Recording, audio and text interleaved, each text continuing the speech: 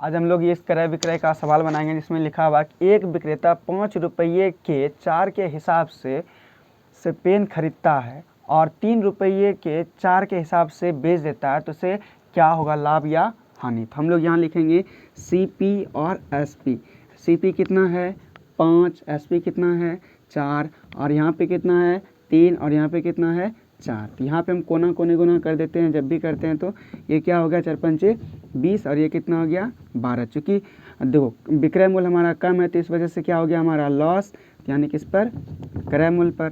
तो ये हमारा हो गया 20 पंचे 100, यानी कि 40% का लॉस आया हमारा आंसर। अगर पसंद आए तो सब्सक्राइब और लाइक और शेयर करना ना भूलें। Thank you.